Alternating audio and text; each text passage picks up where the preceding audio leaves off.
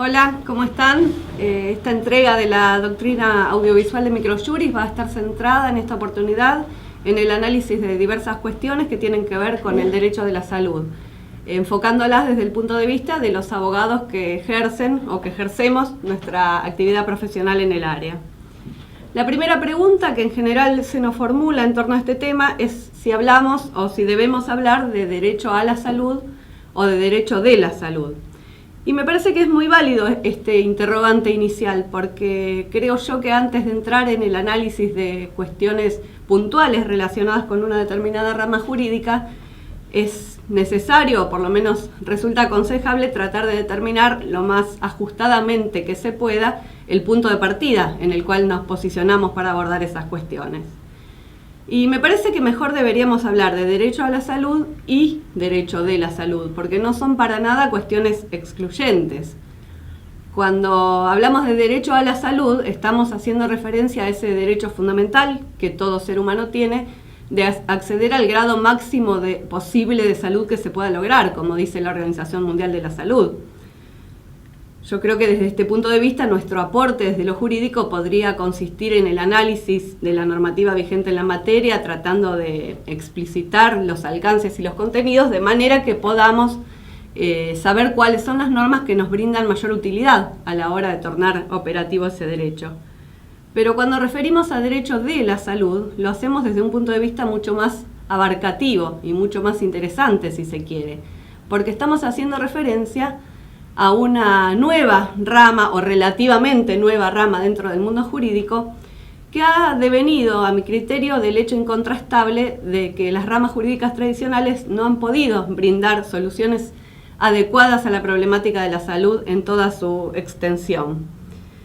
A nuestro profesor, el doctor Ciro Caldani, le gusta decir que la salud enrarece los problemas jurídicos, que de no estar involucrada la salud serían fácilmente solucionables por otras disciplinas. Y él pone como ejemplo el cierre de un hospital y dice, de ninguna manera puede ser solucionado con soluciones administrativas o comerciales o del derecho administrativo comercial común.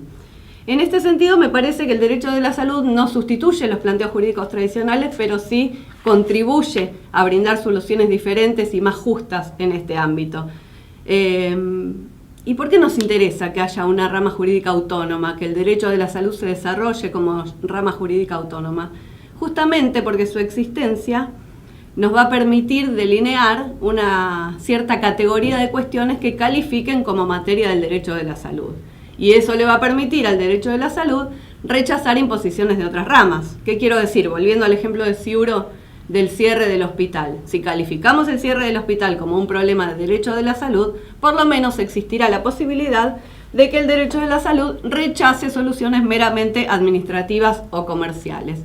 En este sentido es interesante lo que dice el doctor Elian Pregno cuando en su mosaico cultural ubica el derecho de la salud en la intersección entre la política jurídica y la política sanitaria y dice el derecho de la salud viene a ser como un corrector de la política sanitaria. Y esto no es un tema menor, porque el principal problema que enfrenta nuestra área es el de encontrar un adecuado criterio para la asignación de los recursos, que son de por sí y por definición insuficientes, de tal manera de satisfacer lo más equitativamente posible las múltiples necesidades que se presentan. Para terminar este pequeño introito teórico, me gustaría mencionar el marco teórico justamente en el cual nos posicionamos para mirar el derecho de la salud, que no es otro que el que tomamos para mirar el derecho en general. Y nosotros particularmente elegimos mirar el derecho más allá de la norma, teniendo en cuenta la realidad social y teniendo en cuenta también los valores, lo axiológico, en particular el valor de la justicia. Esto es lo que se conoce como teoría trialista del mundo jurídico, que es muy afín a nuestra formación.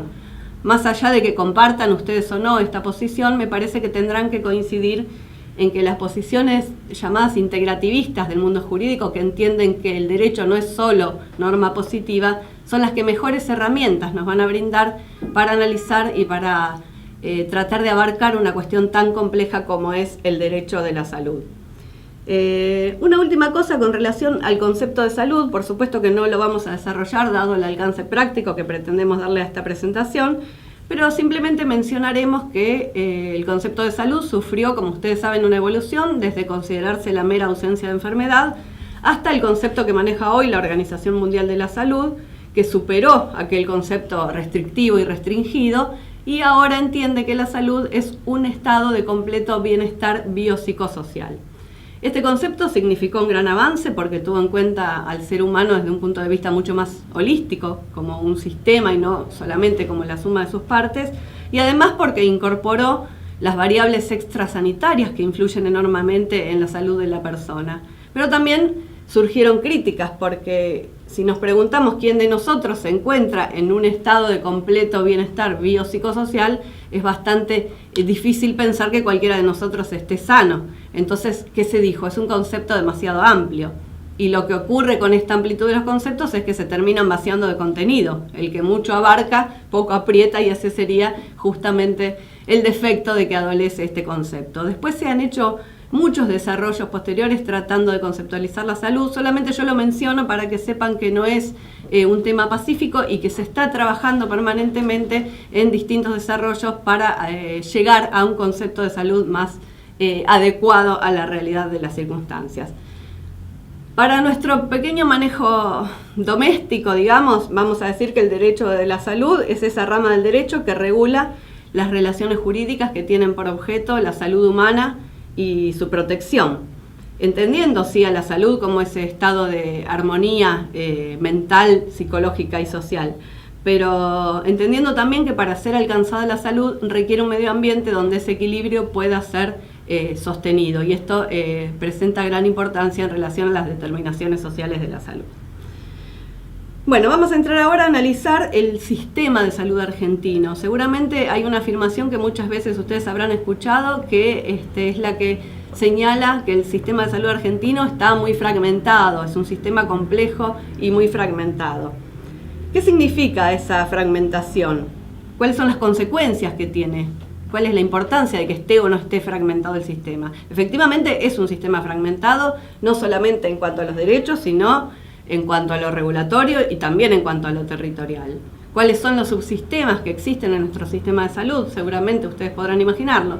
El sistema público, que a su vez hacia su interior exhibe una enorme fragmentación. Hay sistema público municipal, provincial y nacional.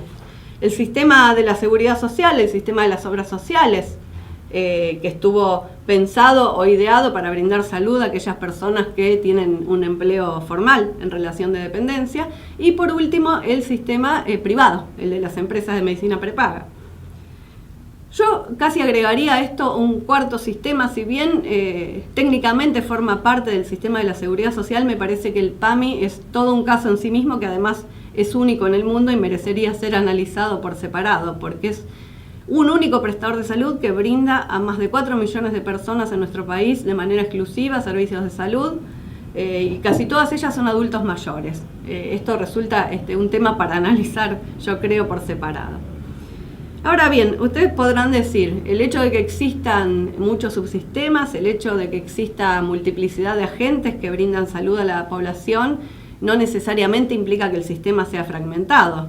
Es decir, podría pasar que estos múltiples agentes lograran brindar prestaciones eficientes, prestaciones de calidad, que existiera entre ellos una adecuada división del trabajo, de las tareas, que la asignación de recursos que ellos hacen se basara exclusivamente en prioridades sanitarias y el sistema funcionara bien.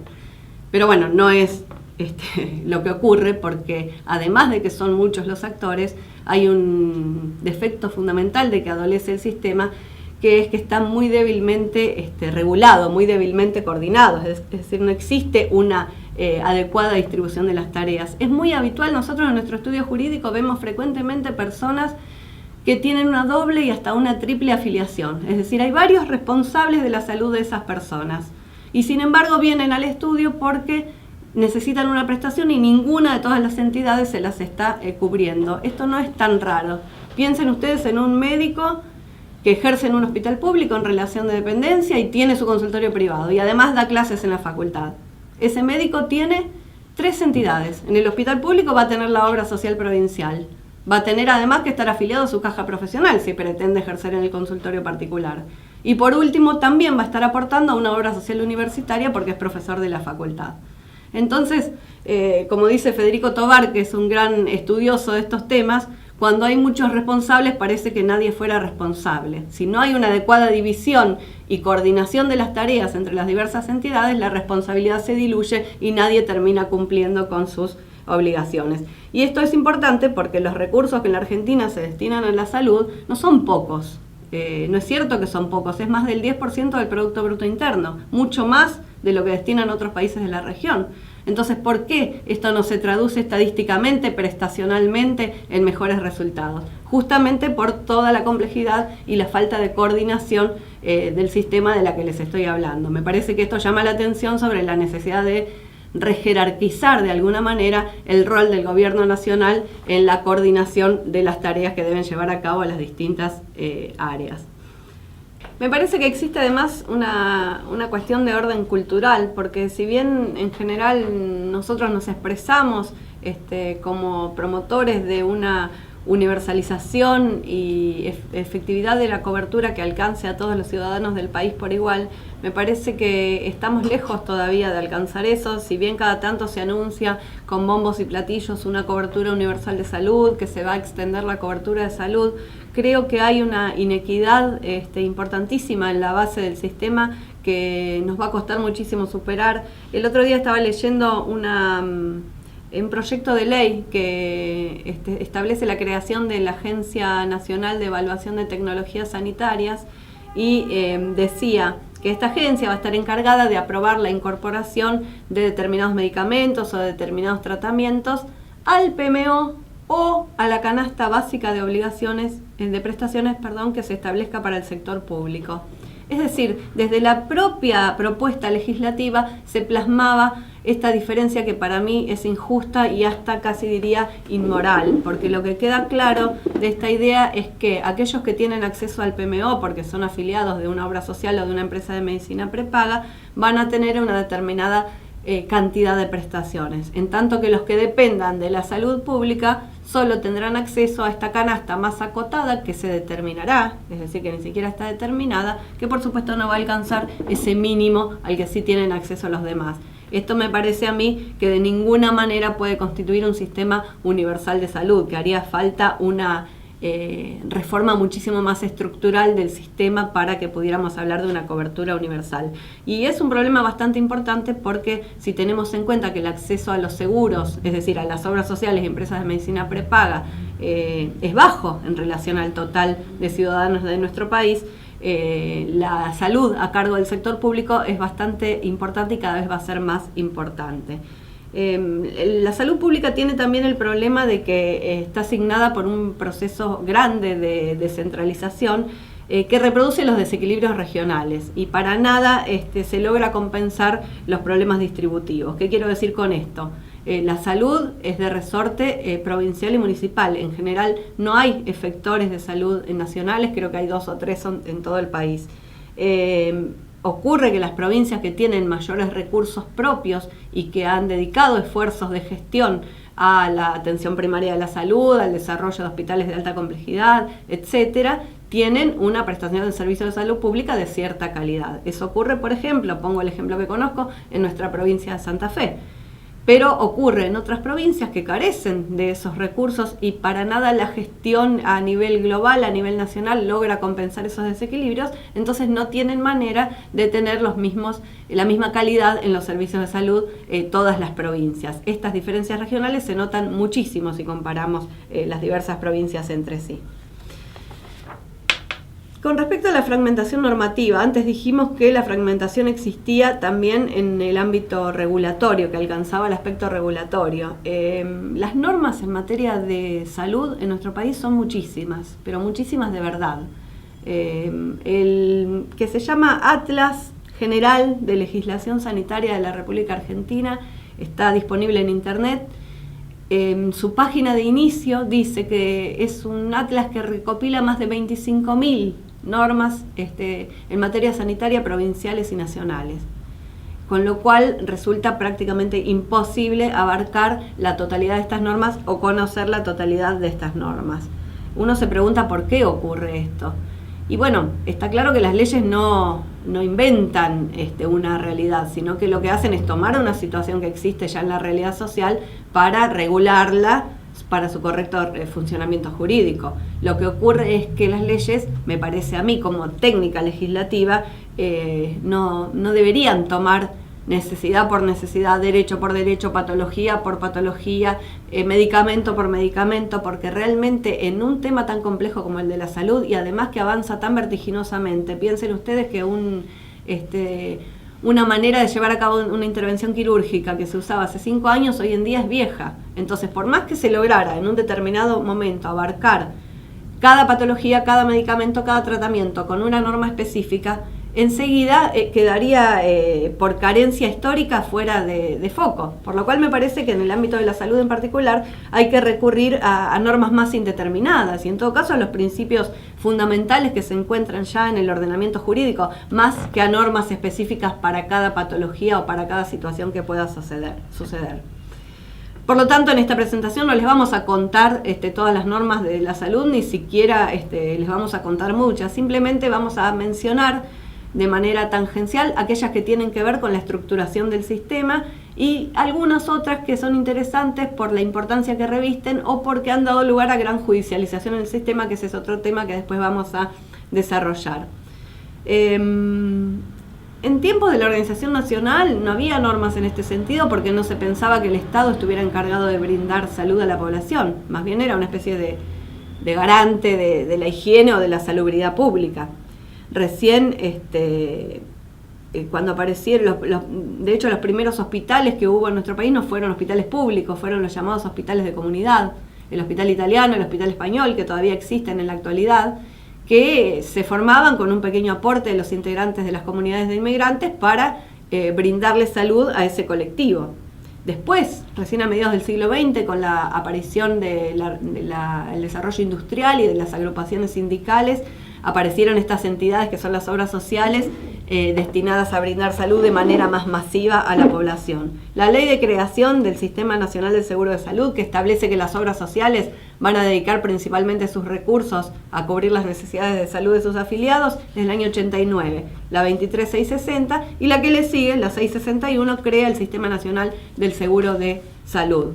¿Qué pasó? Enseguida surgió la realidad de que las prestaciones que cada una de estas obras sociales ofrecía a sus afiliados eran muy disímiles. Algunos podían más, otros podían menos. Algunos gestionaban mejor, otros lo hacían peor. Y no había una regla de mínimo que tuvieran que cumplir. Por eso se pensó en sancionar el llamado programa médico obligatorio. Por un decreto del Poder Ejecutivo se dijo, las obras sociales van a tener que cumplir con este programa médico obligatorio, y por supuesto se creó una comisión que estaba a cargo de elaborar el programa, que lo hizo, y en el año 96, por resolución del Ministerio de Salud, se aprobó el programa médico obligatorio. Ojo, que después del 96 ha tenido un montón de modificaciones y de incorporaciones, inclusive a través de leyes especiales, que deben ser analizadas en su conjunto.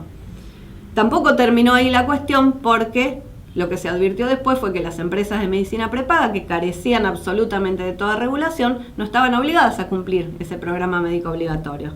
Entonces, ¿qué se hizo? Se sancionó una ley, 24754, que tiene un solo artículo que dice justamente esto. Las empresas de medicina prepaga tienen que cumplir las mismas prestaciones obligatorias que las obras sociales. Pero tampoco terminó allí la cuestión, porque aparecieron entidades que vendían en el mercado servicios de medicina prepaga, pero que dijeron, nosotros no somos técnicamente empresas de medicina prepaga, no nos dedicamos comercialmente a esto, no tenemos un fin de lucro. Eran las entidades llamadas de la economía social, asociaciones, mutuales, cooperativas, fundaciones, que brindaban en el mercado servicios de salud, pero que tenían razón en el sentido de que no eran empresas, por lo cual no se consideraban alcanzadas por la ley 24.754 y decían que no tenían que cumplir con el PMO. Esto nos llevó muchísimos años de lucha judicial y el reconocimiento del derecho de los afiliados de esas entidades a tener las mismas prestaciones mínimas establecidas para las obras sociales y para las empresas comerciales de medicina prepaga fue producto de justamente de la jurisprudencia. Los que representábamos en ese momento a pacientes o a grupo de pacientes, lo que sosteníamos es que esto era absolutamente injusto y discriminatorio, porque una persona que iba a contratar en el mercado los servicios de medicina prepaga tenía que saber qué naturaleza jurídica tenía la entidad con la que iba a contratar y además tenía que saber que de acuerdo a su naturaleza jurídica, esta iba a tener a su respecto mayores o menores obligaciones. Y acá es interesante decir dos palabras respecto de lo que se llama la judicialización del sistema, que muchas veces es vista como el ogro o que va a fundir el sistema, o que la judicialización es mala. Me parece que todo debe ser contemplado en su justa medida. En nuestra experiencia, la mayoría de los reclamos que llegan a los tribunales tienen que ver con prestaciones que están en el PMO, que están en la ley de discapacidad. No obedecen a reclamos extraordinarios de coberturas raras por parte de determinados afiliados. Y esto que les comentaba, esta equiparación de las obligaciones prestacionales entre las empresas y las entidades que no son empresas, estuvo muchísimo antes plasmada y reconocida como derecho de los afiliados en la jurisprudencia, y recién en 2011, con la sanción de la ley de medicina prepaga, tuvo reconocimiento legislativo. O sea que me parece que muchas veces el papel del Poder Judicial es importante. Por eso la idea que muchas veces se lanza desde distintos sectores de restringir el acceso a la justicia en el caso de requerimientos de salud, me parece que no es una idea muy feliz. Mejor sería quizás formar jueces que estuvieran adecuadamente preparados para resolver estas cuestiones, pero la idea de restringir el acceso, yo creo, el Poder Judicial es la última garantía que tenemos los ciudadanos cuando consideramos que nuestros derechos están siendo arbitrariamente afectados. Así que me parece que esa es una idea con la que hay que tener sumo cuidado. Bueno, les mencioné la ley de medicina prepaga que vino a regular esta actividad que no tenía ninguna regulación obligatoria. Reguló lo que tiene que ver con carencias, con preexistencias, eso lo pueden ver ustedes analizando la ley.